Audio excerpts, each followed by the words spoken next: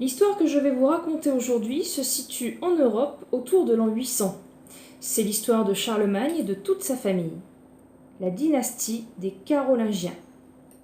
Alors si tu ne dois retenir qu'une seule date dans toutes celles que tu entendras aujourd'hui, c'est bien l'an 800 qui correspond au sacre de Charlemagne lorsqu'il devient empereur à Rome. L'histoire des Carolingiens commence avec Charles Martel. À cette époque, les rois appartiennent encore à la dynastie des Mérovingiens, les descendants de Clovis.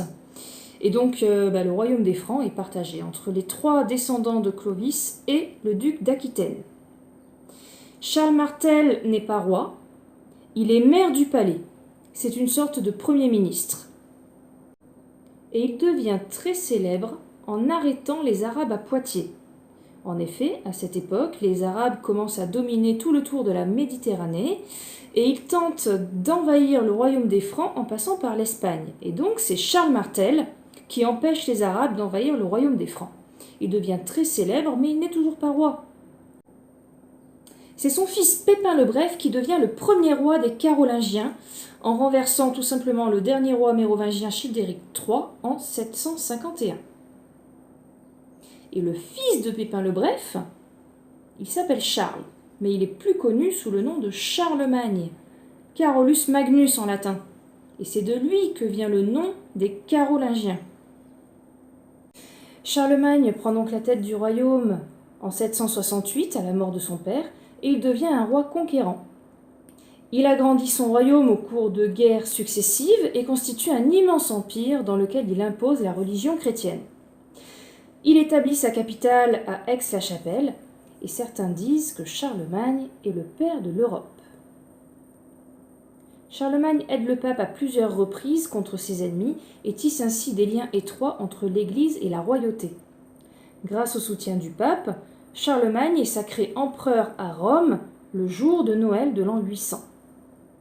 Assez vite, l'empire devient trop vaste pour être surveillé efficacement par une seule personne, et donc Charlemagne ordonne à tous les hommes libres de lui prêter serment. Et il nomme des comtes dans les différentes régions de l'empire.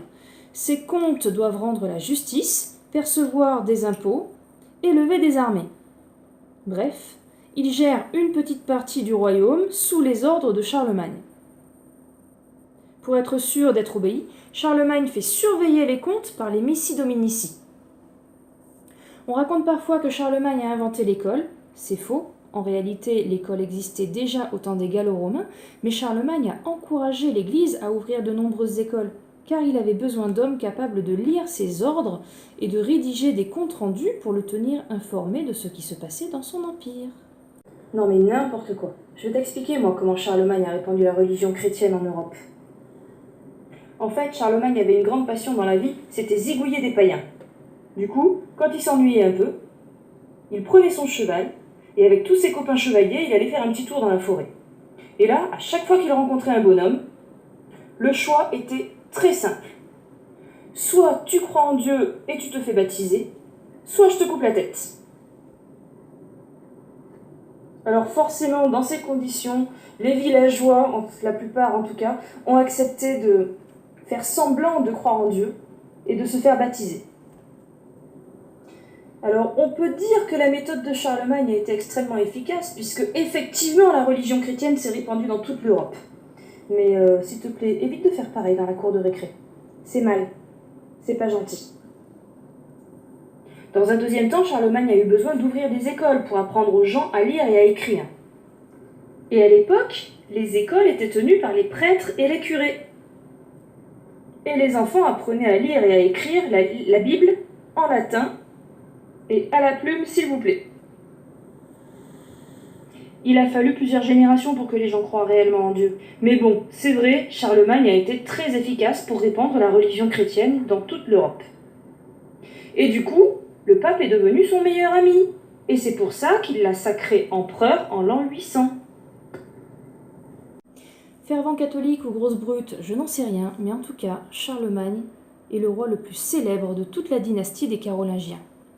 Et à sa mort en 814, c'est son fils Louis le Pieux qui régnera jusqu'en 840. Ensuite, le royaume passe aux mains des 3 fils de Louis le Pieux, qui sont Charles, Louis et Lothaire.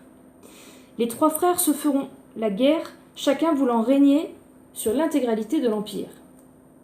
Les guerres fratricides se répètent sur plusieurs générations, et c'est ainsi que les rois s'affaiblissent au profit des comtes qui ont de plus en plus de pouvoir.